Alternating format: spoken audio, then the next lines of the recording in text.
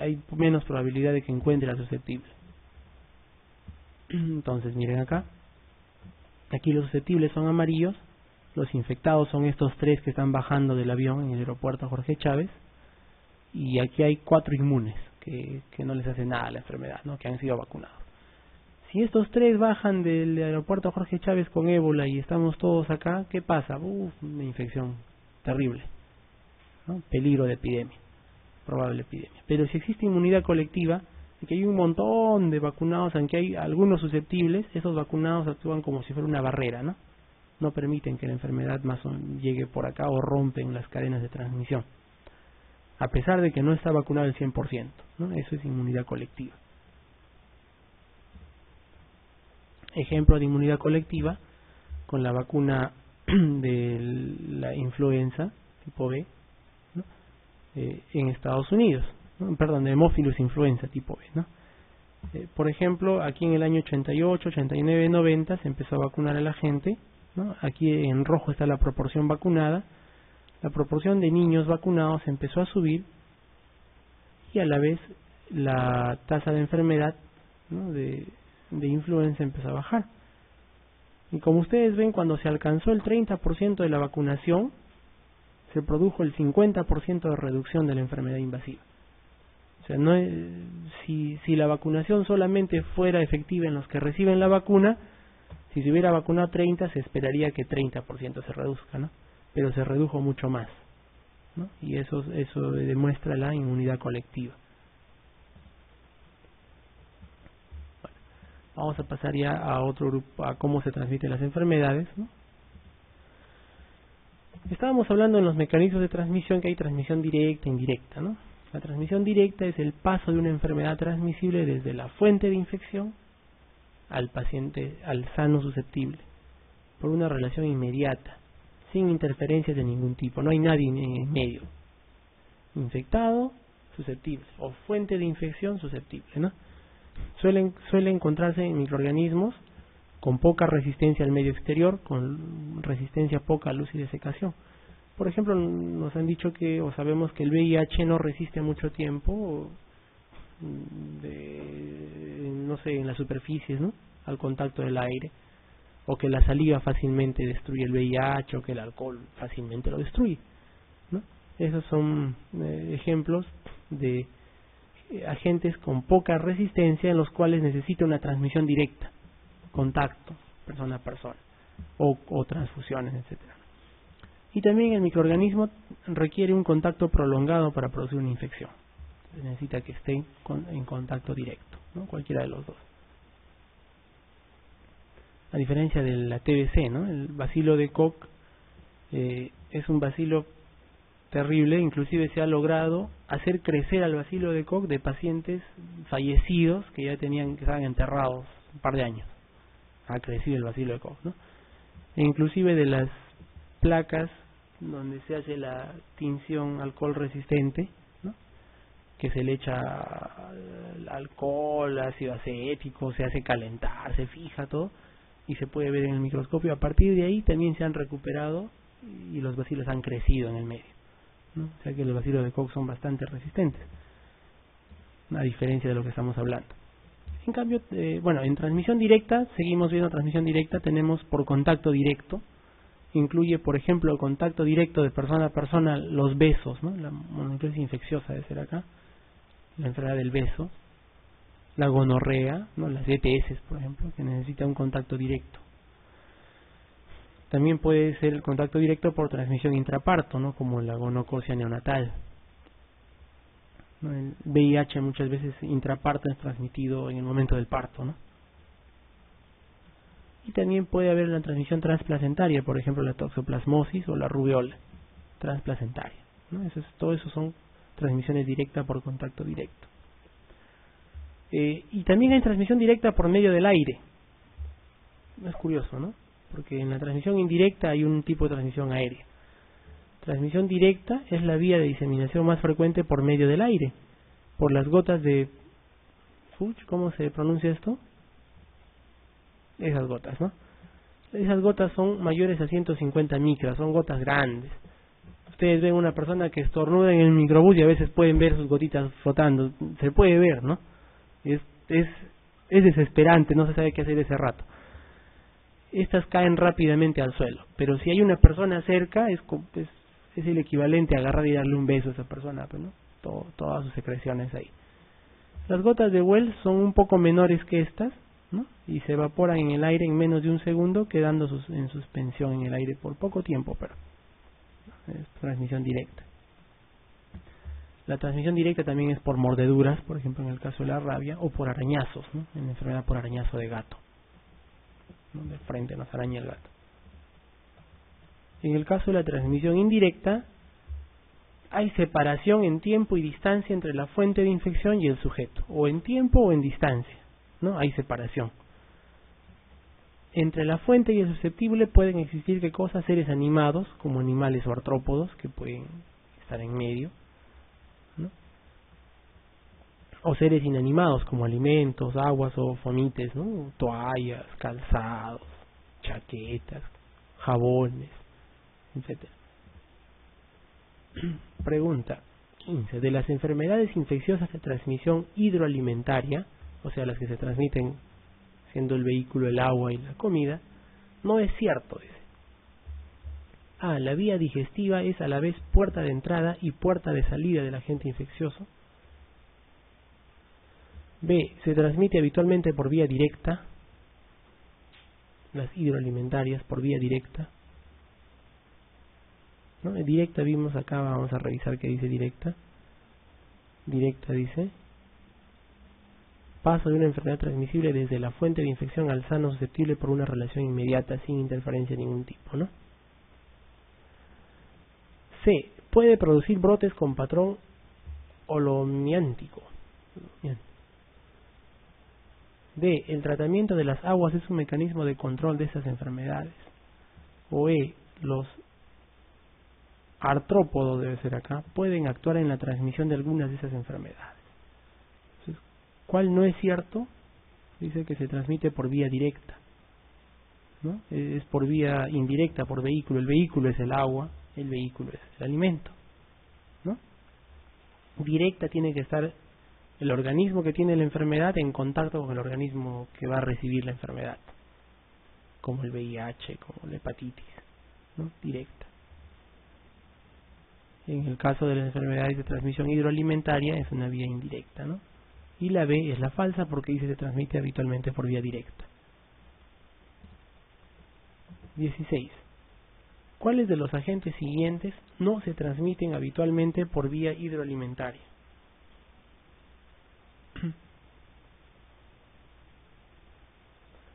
¿Cuál de los siguientes no se transmite habitualmente por vía? A ver, Salmonella paratifi, poliovirus tipo 1, Cryptosporidium, esquistosoma o Taenia solium. La salmonela sí, pues, ¿no? Hidroalimentaria, con alimentos contaminados. La polio, sí, ¿no? Recuerden que los niños transmiten la polio mediante vía fecal oral, ¿no?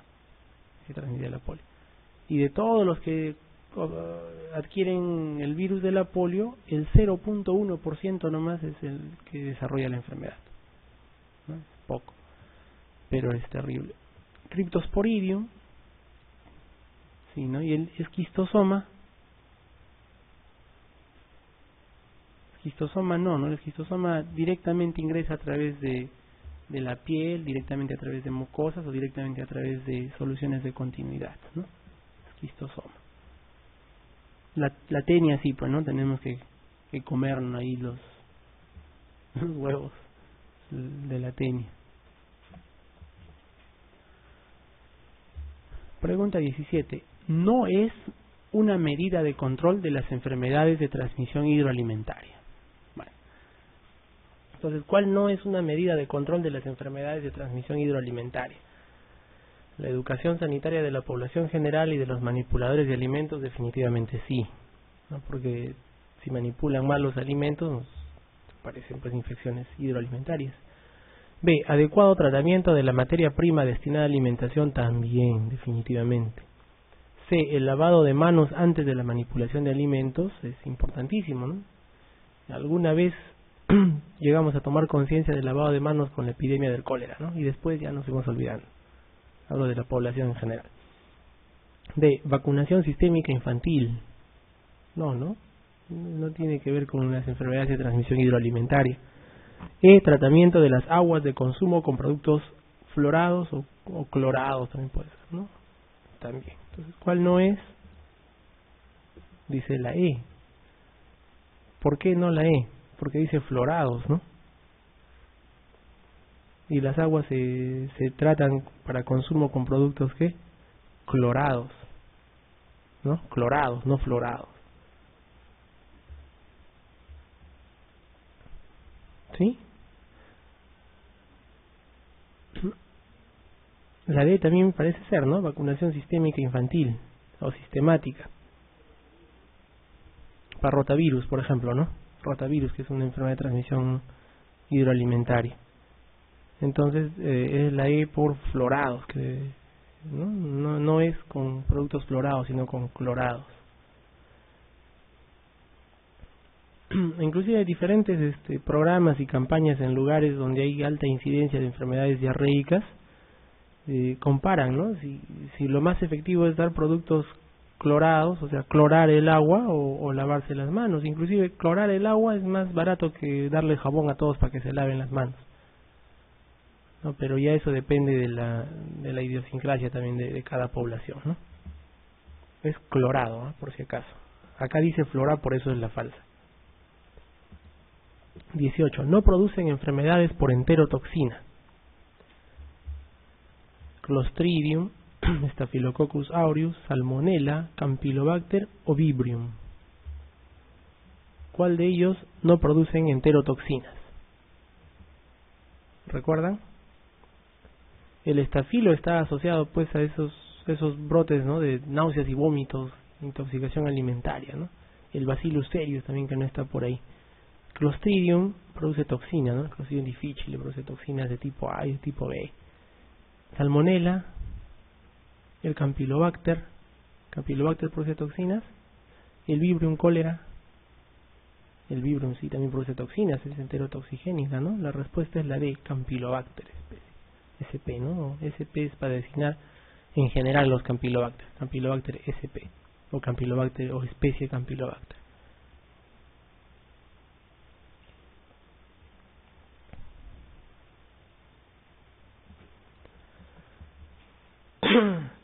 La diarrea del viajero. Siempre preguntan diarrea del viajero. Es producida la mayoría de las veces por uno de los siguientes agentes. ¿Cuál es? Es pregunta de todos los exámenes, creo, ¿no? Acá en Europa, en todos lados. Diarrea del viajero. ¿Es producido por Salmonella typhi? No, ¿verdad? E. coli enterotoxigénica o E. coli enteroinvasiva. No, E. coli enterotoxigénica, ¿no? Toxigénica. Rotavirus, no, ¿verdad? Rotavirus por periodos, por epidemias, más en niños. Entamoeba histolítica es parásito, ¿no? Campylobacter jejuni tampoco. Es la E. coli enterotoxigénica. ¿Ya? Lo que produce son diarreas no sin sangre, ¿no? ¿Y el tratamiento de elección cuál es? También otra pregunta que siempre hacen para diarrea del viajero. Cipro, ¿no? Cipro, justamente por E. coli enterotoxigénica.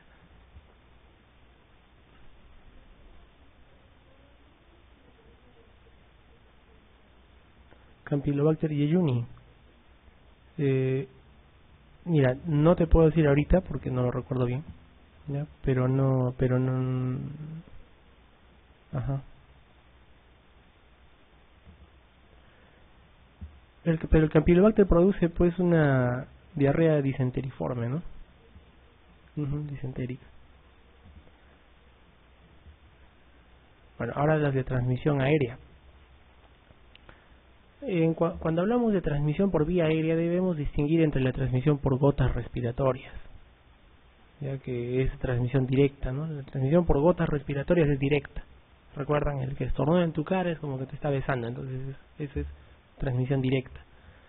Pero la transmisión por vía aérea ocurre cuando partículas muy pequeñas, dice menos de 5 micras, se evaporan dejando al agente suspendido en el aire. Y las personas susceptibles pueden contagiarse a distancias considerables, cuando este aire es llevado por el viento, o al ingresar a una habitación en la cual el enfermo ya no está, porque quedan suspendidas ahí. Por ejemplo, la TBC, ¿no? Inclusive se ha relacionado la infección por el TBC o la transmisión con los ómnibus, ¿no? De servicio masivo. Ahí ese puede ser una fuente de contagio de TBC también. Y la campaña abre tus ventanas, ¿no? La rubiola, el sarampión, la varicela están dentro de este grupo de transmisión por vía aérea, ¿no? Que hay que distinguirse de la transmisión por gotas respiratorias, ¿no? Transmisión por vía aérea es un tipo de transmisión indirecta, ¿verdad? Indirecta. En cambio, la transmisión por gotas respiratorias es directa. ¿Ya? Ahí hay que distinguir esos dos.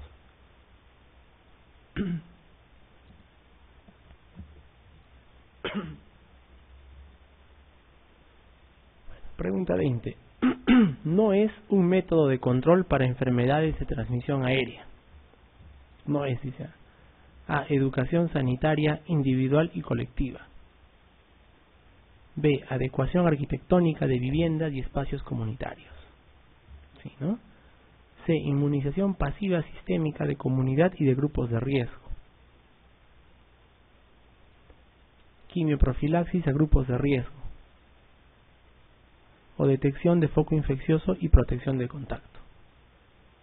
¿Cuál no es un método de control en enfermedades de transmisión aérea?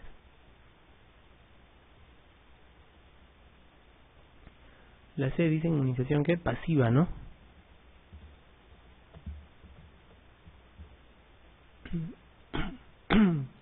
La inmunización es activa, ¿no? Las vacunas son inmunización activa. La inmunización pasiva es diferente, ¿no? Por ejemplo, agarras inmunoglobulinas de otra especie y se la pones, ¿no? Todas las demás sí son métodos de control en enfermedades de transmisión aérea.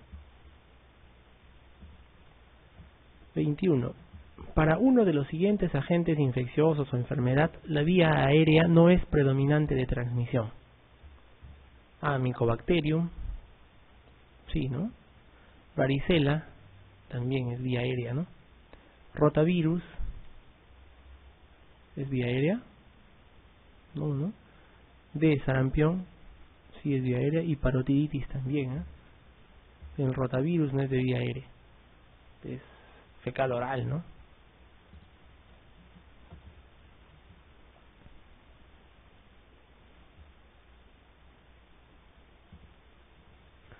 (22) En relación a las enfermedades infecciosas de transmisión preferentemente aérea, no es cierto que... ¿Cuál no es cierto en las enfermedades de transmisión aérea? A. Pueden transmitirse indirectamente por gotas de fluch. Eso es transmisión directa, ¿no? B. El hacinamiento facilita su transmisión. Sí, ¿no? Más hacinamiento, más transmisión de la TBC, de la varicela, etc. C. Las bajas temperaturas y la humedad alargan el periodo de infecciosidad de algunos agentes. También es cierto, ¿no? D. La detección precoz de portadores es un eficaz método de control. Imagínense la TB, ¿no? Sí, detecto precozmente al portador y fácilmente controlo. E. Pueden controlarse algunas de ellas con el calendario vacunal sistémico infantil. Algunas como, ¿no? La varicela o la rubiola, ¿no? Rubiola, sarampión. Entonces, ¿cuál no es? La A, ¿no? Las gotas de fluch están dentro de la transmisión directa. Son tremendas gotas. 23. De los siguientes pares de grupo de riesgo y actuación preventiva específica, hay uno que es incorrecto. ¿Cuál es? A ver. A dice, en los esplenectomizados conviene dar vacunación antineumocócica polivalente. Cierto, ¿no? Eso siempre nos han dicho hasta el cansancio en los libros, ¿no? Los neumococos hacen daño a los esplenectomizados. Todos los gérmenes encapsulados en general. B. Personal sanitario, vacunación antiinfluenza. Se nos vacunan, ¿no? C. Internos de instituciones cerradas, por ejemplo las cárceles, vacunación anti-adenovirus. D. Enfermos con SIDA, quimioprofilaxis con cotrimazol oral. E. Convivientes, PPD positivo, con tuberculoso bacilífero activo, hay que darle quimioprofilaxis con rifampicina.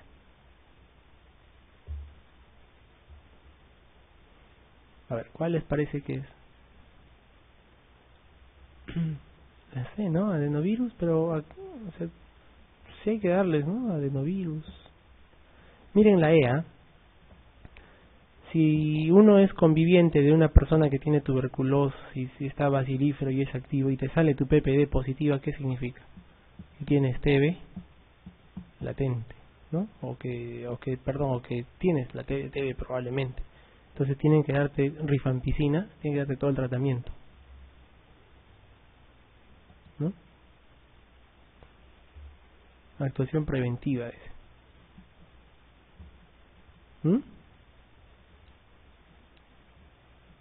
Bueno, esto se recomienda también antiadenovirus para las cárceles, por ejemplo, ¿no? La incorrecta es la de aquí. Deberíamos darle no quimioprofilaxis con rifa, sino tratamiento anti-TBC.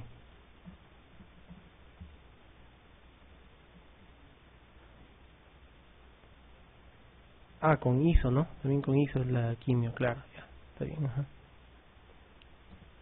Enfermedades transmitidas por vectores. Bueno, y este es el último tema. Acá hay que acordarnos nomás para los exámenes quién transmite qué.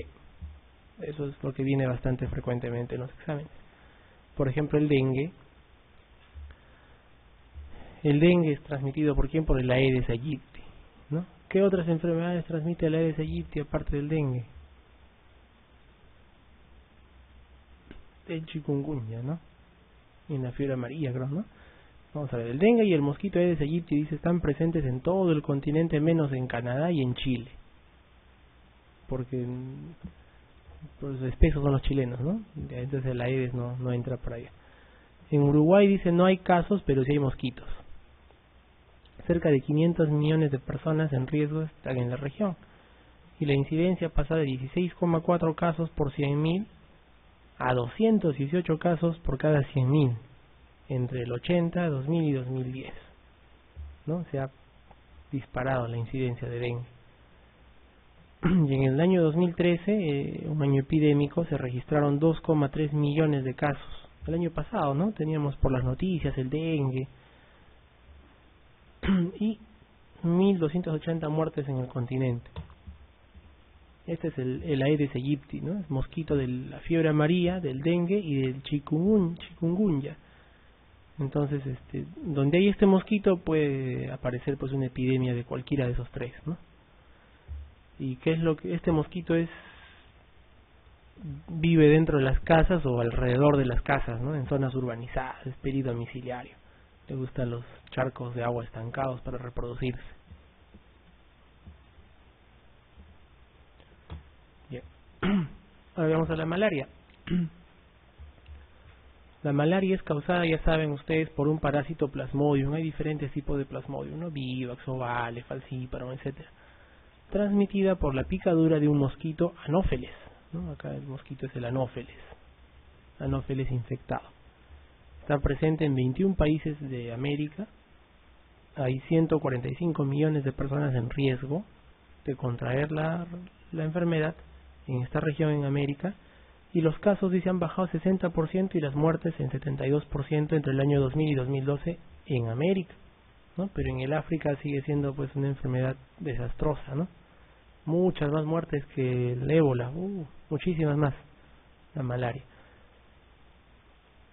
Inclusive hay algunas promesas de vacunas de malaria, ¿no? Y esa vacuna de malaria no sería para que no te infectes con la malaria, sino serviría, si tú te infectas, para que dentro de tu organismo no aparezcan las formas infectantes que el mosquito pueda pasar, o sea, para cortar la transmisión. No evita que te infectes, pero sí evita la aparición de formas potencialmente infecciosas, ¿no? Que se está desarrollando. Argentina, Belice, Costa Rica, acá en nuestra zona, Ecuador, El Salvador, México, Paraguay, están en camino a eliminarla. a la malaria. Y ese es el anófeles, ¿no? Ahí está picando el anófeles. Aquí en la selva peruana es frecuente y en Brasil, ¿no? Y esta es la distribución del vector, del anófeles. Tiene una distribución mundial, ¿no? En todos lados. En el África hay bastante anófeles, ¿no? Acá nosotros tenemos en toda la selva, todo Brasil y la selva, ¿no? Y algunas zonas de la costa también. Otra enfermedad transmitida por vectores es la enfermedad de Chagas, ¿no? Que como saben es un parásito, ¿no? Es el parásito del Trypanosoma cruzi, ¿no? Y transmitida principalmente por las heces de los insectos, especialmente ¿quién? El insecto Triatomino vinchucas, ¿cómo le llaman? Chinchilla también creo, ¿no? Chinchilla. Entonces este vector te pica y ahí cerca donde pica hace sus deposiciones, ¿no? Rapidito, pica y hace deposiciones y se va. Entonces ahí tú no te infectaste con Chagas, sino como te da escozor, te rascas y ahí pues es donde te infectas, porque están en las heces del insecto. Al rascarte tú creas solución de continuidad en tu piel por el cual ingresa el Chagas, ¿no? Esa es la manera como ingresa el Chagas.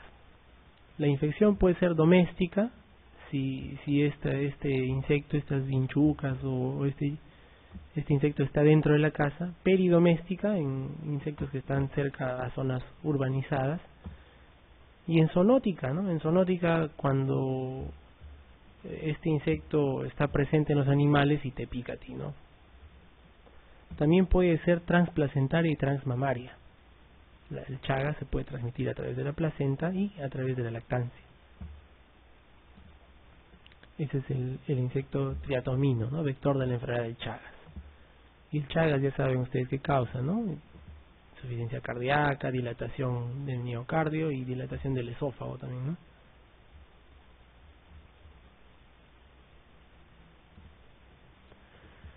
Otra enfermedad es la leishmaniasis, enfermedad causada por un protozoo parásito del género Leishmania y transmitida por la picadura de los flebótomos, ¿no?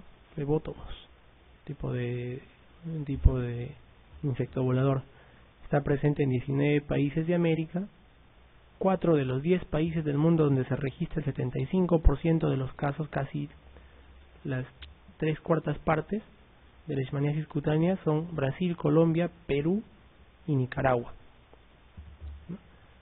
Leishmaniasis, por ejemplo, hay bastante en el Cusco, ¿no? Un montón de leishmaniasis que llegan del Valle Sagrado, donde hay una porción de selva, y en toda la selva en general. Ahí está la lutzomia,